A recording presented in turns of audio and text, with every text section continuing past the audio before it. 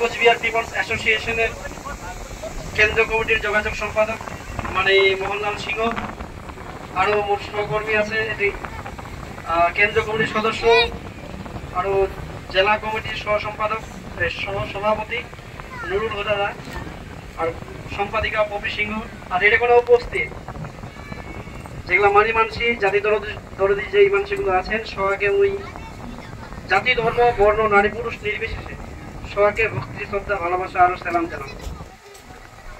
যাই হোক, আলোচনা সংক্ষিপ্ত করে মুই আমার টোটাল আলোচনা আমার কেন্দ্রীয় কমিটির যোগাযোগ সম্পাদক আছে, আমরা পুড়িয়ে শুনে নেবে।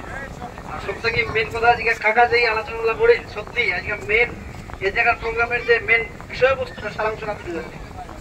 তুমি একটা কথা কই যে আজকে এই যে হলদিয়া পতাকা তলত আমরা সবাই আসিয়া এই জায়গা এক জায়গা সংঘবদ্ধ হয়েছে, মানে এক জায়গা আছি খাড়া হয়েছে। যে ভাষায় কথা বলছি আমরা সেই ভাষাটা রাজবংশী ভাষা। দেখো, মালদা থাকি কুচবিহার পর্যন্ত এটা একটা আলাদা সেপারেট স্টেট ছিল, এটা কয়ে দিলাম আমার পূর্ববর্তী বক্তা, কিন্তু এটার ভাষাটা আমার রাজবংশী ছিল।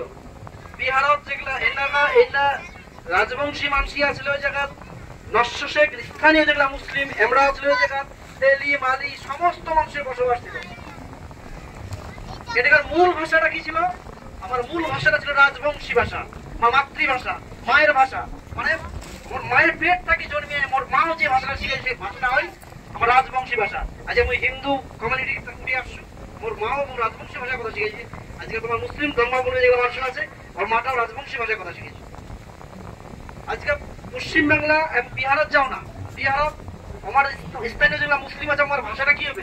আমার ভাষাটাও কিন্তু বিহারি হবে। ভাষাটা স্থান ভেদে হয়, জাতি ভেদে হয় না।